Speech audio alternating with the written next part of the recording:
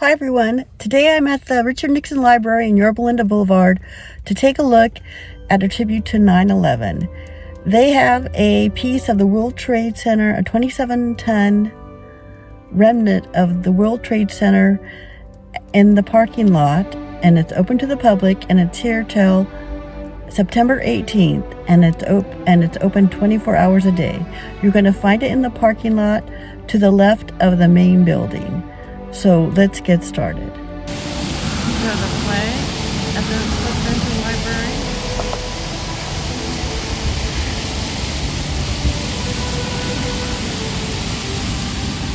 The library is at Eureka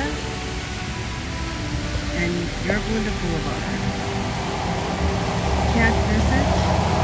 There's a few entrances to the Presidential Library. Fountain next to the remnant of the World Trade Center.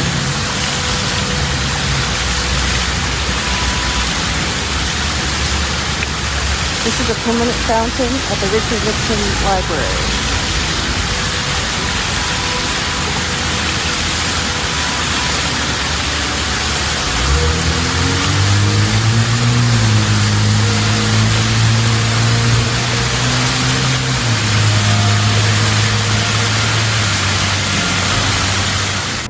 This is the front of the library.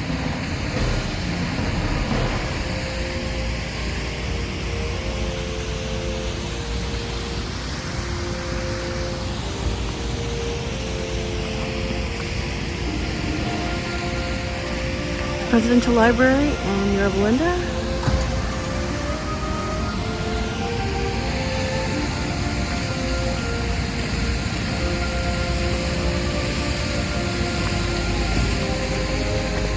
And there are the hours. It's open daily, Monday through Saturday, 10 to 5, and Sunday, 11 to 5 p.m. And here is the dedication. Here's a planter. And as I said, it's over to the left. And this is a remnant of the World Trade Center.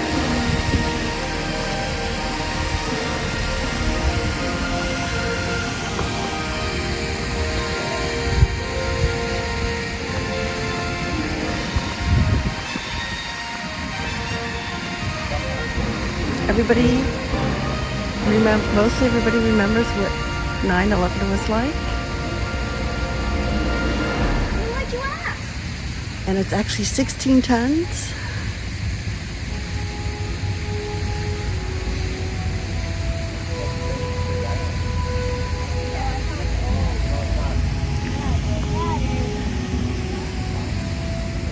Here we go.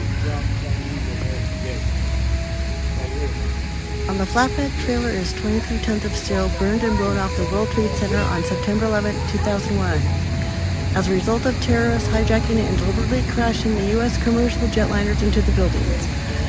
The steel is triple post configuration that came from the outer frame of two World Trade Center. Its twisted and warped proportions are the result of the tremendous heat generated by burning jet fuel and the building's collapse. The steel was transported from New York to California in 2002 and made special visits to Ground Zero, the Pentagon, and the crash site of United 93 in Shawshank, Pennsylvania. The steel traveled to 14 state capitals, and at every spot, the response by the public was overwhelming.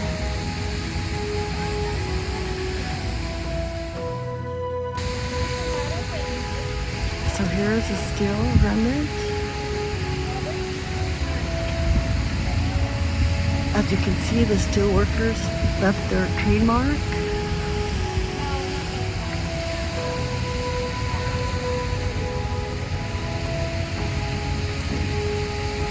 And other people have made contributions.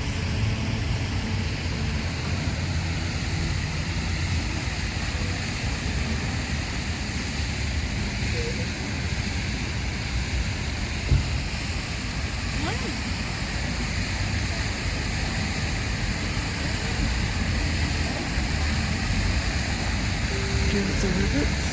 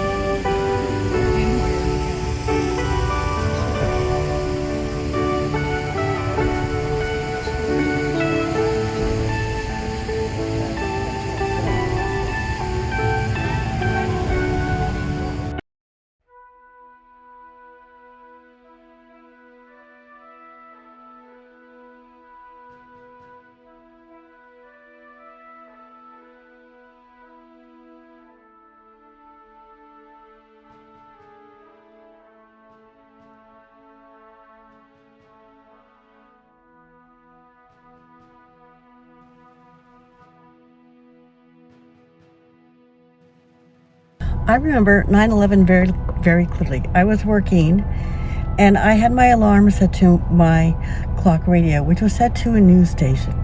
I woke up to hearing of the first plane hitting the World Trade Center, and I immediately got up and I went to the living room and turned on the TV to see what was going on. It was so bad, I woke up my husband from his sound sleep to show what was going on. We watched as the second plane hit the second tower, and I knew I had to get ready for work. Work was about 25 minutes away.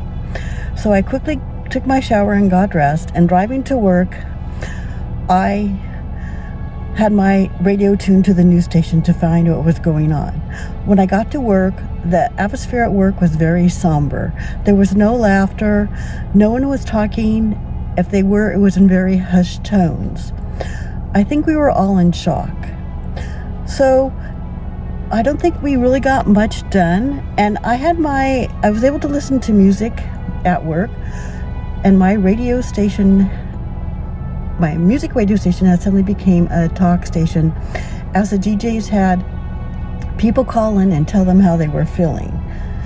So this went on all day, and if you weren't listening to the radio, people were on their computer getting updates on what was going on.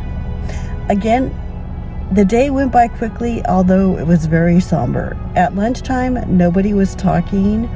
Everybody was eating quietly. The building was, like I said, very somber. People were so in shock, and they didn't know what to think. And I, admittedly, when I heard all those people dying, I cried a little bit because I thought it was so sad that these people died.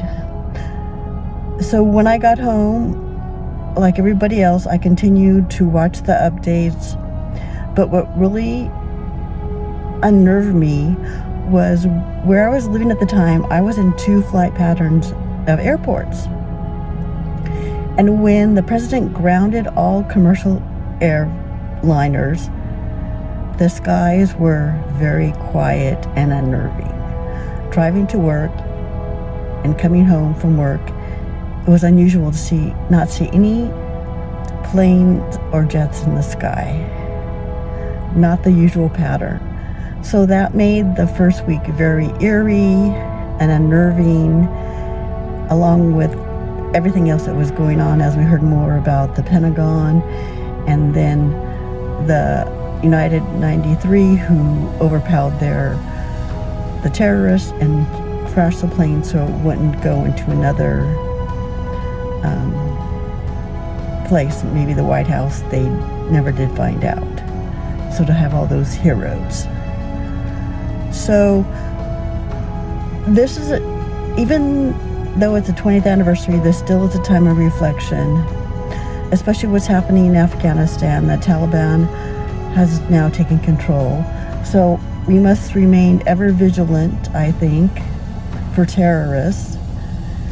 And I'm sure our government is trying to do the best that it can, because after 9/11, everything changed. TSA, and I do not mind taking off my shoes, having them go through my bags. I'd admit I've gone through secondary several times, but it has to be done for our safety. So if a remnant of the World Trade Center comes to your town, I highly recommend you visit it, just for if nothing else, for the historical significance, and also use it as a time of reflection for what happened on 9/11 and learn from it, and hopefully get more empathy. Thanks for watching, and I'll see you in the next video.